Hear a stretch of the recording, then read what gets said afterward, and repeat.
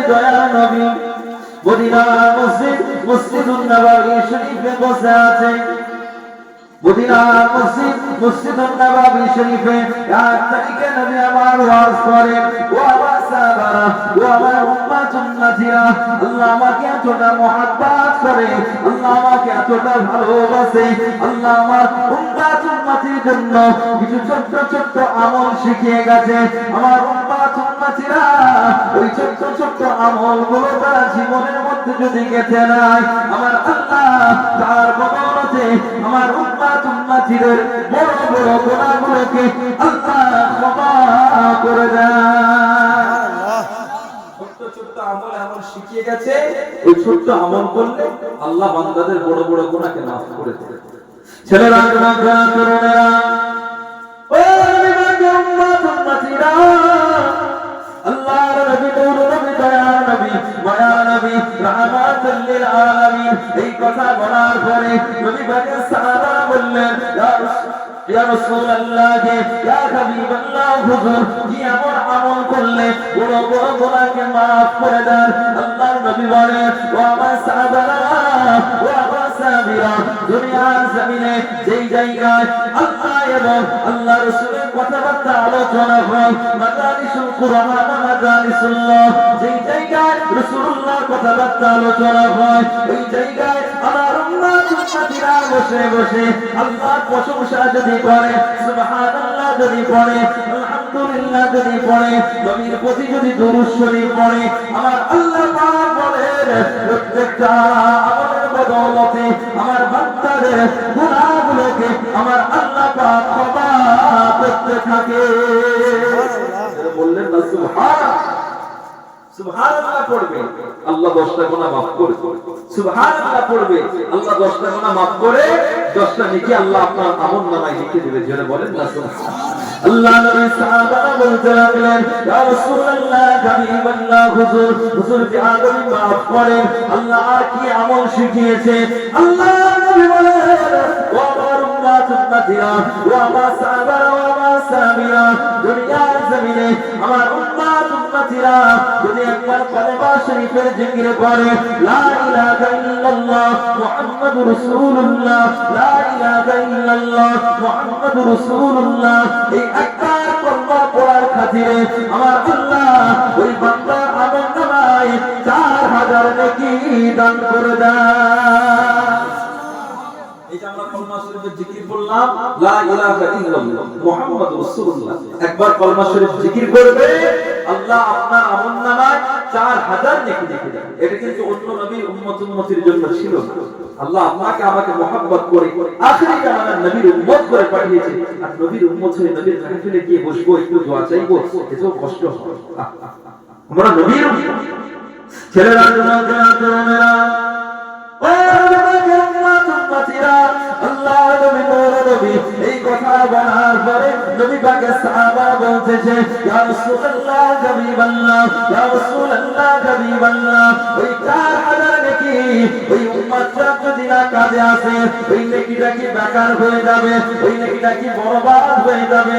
আল্লাহর নবী বলেন, ও আমার সাহাবারা, ওই 4000 নেকি আমার উম্মতরা যদি না কাজে আসে, আমার উম্মতরা আব্বা মা যারা দুনিয়ায় হায়াতে বেঁচে আছে কিংবা দুনিয়া থেকে বিদায় নিয়েছে, আমার আল্লাহ ওই 4000 নেকির আমলনামাটা আমার আল্লাহ পাক ওই উম্মতটার আব্বা মায়ের কবরের মধ্যে পৌঁছে দেয়। যদি ধরেন আমি 4000 নেকি আমার প্রয়োজন, ওই 4000 নেকি যদি না প্রয়োজন থাকে, আল্লাহ বলে ওই 4000 নেকি আপনার মায়ের মুরব্বি, আপনার আব্বা মা যারা দুনিয়ায় জীবিত কিংবা যদি জীবিত থাকে আল্লাহ পাক তার আমলনামায় লিখে, আর যদি মৃত হয়ে যায় আল্লাহ তার কবরের মধ্যে পৌঁছে দিয়ে আল্লাহ কবরটাকে আহসানের জায়গা, আরামের জায়গা বানিয়ে দেয়। জোরে বলেন না সুবহানাল্লাহ। কি ফ্যাসিলিটি দিয়েছে আল্লাহ। সাহাবারা এই রকম ওয়াজ, আল্লাহ নবীর সাহাবারা বললেন, ইয়া রাসূলুল্লাহ, ইয়া হাবিবাল্লাহ, হুজুর জিয়াদকে maaf করুন। ইয়া রাসূলুল্লাহ, যদি ওই 4000 নেকি তার আব্বা মায়েরও যদি না প্রয়োজন হয়, তাহলে কি নেকিটা বেকার হয়ে যাবে? 4000 নেকি তার আব্বা মা যদি না প্রয়োজন হয় কি করবে? ওই নেকিটা আল্লাহ বেকার করে দেবে? কলমা শরীফে যে বললাম 4000 নেকি কি বরবাদ হয়ে যায়?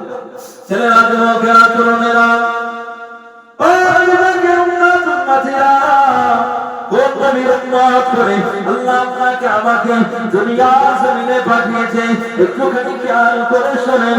আল্লাহর নবী বলে, ও আমার সাহাবারা, ও আমার সাহাবীরা, ওই 4000 নাকি তার আব্বা মায়ের যদি না প্রয়োজন হয়, তার আব্বা মায়ের যদি না প্রয়োজন হয়, আমার আল্লাহ বলেন ওই গ্রামের, ওই মহল্লা, ওই পাড়ার যতগুলো বান্দা বান্দি ঈমান নিয়ে কবরের মধ্যে পৌঁছে গেছে, আমার আল্লাহ তাদের কবরে পৌঁছে দেন। আমার আল্লাহ ওই 4000 নেকির সওয়াবটা তাদের কবরে পৌঁছে দিয়ে কবরগুলো জান্নাতের বাগান বানিয়ে দেন। কত ফ্যাসিলিটি আল্লাহ দিয়েছে। আপনার আব্বা মায়ের প্রয়োজন নেই, আল্লাহ রাব্বুল আলামিনের নবী জানাচ্ছেন ওই 4000 নাকি তার আব্বা মায়ের জন্য প্রয়োজন হয়, তাদের গ্রামে, তাদের পাড়া, তাদের মহল্লার যে মানুষগুলো দুনিয়া থেকে বিদায় নিয়ে কবরে পড়ে আছে, যারা আযাবের মধ্যে গ্রেফতার আছে, যারা কষ্টের মধ্যে আছে, আল্লাহ এই সওয়াবগুলো তাদের কবরে পৌঁছে দিয়ে কবরটাকে জান্নাতে গোলাপ ফুলের বাগান বানিয়ে দেন। যেটা বলেন না সুবহানাল্লাহ। আজকে আপনাদেরই গ্রামে কেউ না কেউ কবরে পড়ে, আপনার আব্বা হোক, আপনার মা হোক, আপনার দাদা দাদি, পাড়ার সম্পর্ক কেউ না কেউ এই কবরে পড়ে আছে। কবর ভয়ঙ্কর জায়গা। আল্লাহর নবী এরকম করে ওয়াজ করছেন। ছেলেরা, যুবকেরা, তরুণেরা, আল্লাহর নবী, নূর নবী, দয়ার নবী, মায়ার নবী আরো জানিয়ে দিলেন, ও আমার সাহাবারা, ও আমার সাহাবীরা, ও আমার উম্মত উম্মতিরা, শুধু তাই নয়, তাই নয়, আল্লাহ নবী বলে এই কলমা শরীফ লা ইলাহা ইল্লাল্লাহ মুহাম্মাদুর রাসূলুল্লাহ, আল্লাহ এর পাওয়ার এতটা দিয়েছে, আল্লাহ এর তেজস্বী এতটা দিয়েছে, আল্লাহ এর মর্যাদা এত বড় করেছে, দুনিয়ার জমিনে কোন আল্লাহ পাকের বান্দা বান্দি, নবী পাকের কোন উম্মত উম্মতির শেষ কথাটা লা ইলাহা ইল্লাল্লাহ মুহাম্মাদুর রাসূলুল্লাহ মরণের সময় জবান থেকে এই কলমাখানা যদি বেরিয়ে যায়, আমার আল্লাহ পাক বলেন ওই বান্দাটার জন্য জাহান্নামের আগুন আল্লাহ হারাম করে দেয়। কলমা শরীফের পাওয়ার কি রকম বুঝতে পেরেছে? যদি কোন মানুষ দুনিয়ার জমিনের শেষ কথা মানে মরণের সময় বিছানায় পড়ে পড়ে যদি কলমা শরীফ লা ইলাহা ইল্লাল্লাহ মুহাম্মাদুর রাসূলুল্লাহ এই কলমাখানা যদি কেউ পড়ে ইন্তেকাল হয়ে যায়, এই মানুষটাকে আল্লাহ জান্নাতি হিসেবে কবুল করে নেয়। জোরে বলেন না সুবহানাল্লাহ। আজকে আমার ভাইরা বাবা, কারণ আপনারা কবরে পড়ে, এটা হলো জান্নাতের বাগান। রাসূলের হাদিস অনুযায়ী জান্নাতের বাগান কিয়ামতের হাসরের ময়দানে এমন ব্যক্তি দেখতে পাওয়া যাবে যে ব্যক্তিটা নিজের আমল নামাকে নিয়ে গর্ব করে। আল্লাহ পাক বলবেন, আয় বান্দা চলে যাও তুমি জান্নাতে। ওই বান্দাটা আল্লাহর কাছে অহংকার করছে, আল্লাহ আপনি তো বলেছেন লা তাকনাতু মির রাহমাতিল্লাহ, আল্লাহ আপনার রহমত ছাড়া কেউ জান্নাতে প্রবেশ করতে পারবে না। আল্লাহ আপনার তো রহমত পেলাম, আমি নামাজ পড়েছি, আমি রোজা রেখেছি, আমি হজ করেছি, যাকাত দিয়েছি, দান খায়রাত করেছি, আল্লাহ ওই জন্য তো আপনি জান্নাতে দিচ্ছেন। আল্লাহ বলেন, আয় বান্দা দাঁড়াও, দাঁড়িয়ে আল্লাহর মালায়েকা ফেরেশতাকে ডাকলেন, আ মালায়েকা ফেরেশতা দেখো তো ওই যে নামাজের অহংকার আমার কাছে করে, ওই যে রোজার অহংকার আমার কাছে করে, ওর আমল নামাটা একটা। আল্লাহ পাক রব্বুল আলামিন বলার সাথে সাথে আল্লাহর মালায়েকা ফেরেশতারা ওর আমল নামা দেখতে রেখেছে। আল্লাহ বলেন, আল্লাহ তো সবই বলছি। আল্লাহর বান্দা তখন থরথর করে কাঁপছে। একটা কথা খেয়াল রাখবে, কিয়ামতের ময়দানে যদি কোনো বান্দাকে হিসাবের জন্য কান গড়াই দাঁড় করিয়ে দেয়, এই বান্দাটা জান্নাতে যাওয়ার আশা করা চলবে। আল্লাহ যেই বান্দাটাকে মাফ করে দেবে, যেই বান্দাটাকে ক্ষমা করে দেবে, ওই বান্দাটা জান্নাতি। যদি হিসাব একবার নিয়ে নেয় আর তুমি ফেরতে পারবে। ছেলেরা, যুবকেরা, তরুণেরা, ও নবী পাকের উম্মত উম্মতিরা, আল্লাহ রাব্বুল আলামিন এই বান্দাটাকে বলতে লেগেছে, এ ভাই বান্দা, আজকে তুমি নামাজের ফকর করছিলে, আজকে তুমি রোজার ফকর করছিলে, আমি আল্লাহ আমার কাছে অহংকার করে বলেছো আল্লাহ তোমার রহমত ছাড়া আমি জান্নাতে যাচ্ছি, দুনিয়ার জমিনে আমি ইবাদত বন্দেগী করেছি, ওই কারণে আমি জান্নাতে যাচ্ছি। আমার আল্লাহ বলেন, এ ভাই বান্দা, এবারে কি জবাব খানা দেবে বলো, এবারে কি উত্তর খানা দেবে বলো। আল্লাহ বলে, ওই বান্দা আল্লাহর কাছে অসময়ে কাঁদে, আল্লাহ পাক আমি অন্যায় করেছি, আল্লাহ আমি ভুল করেছি, আল্লাহ আমাকে ক্ষমা করে দাও, মাফ করে দাও।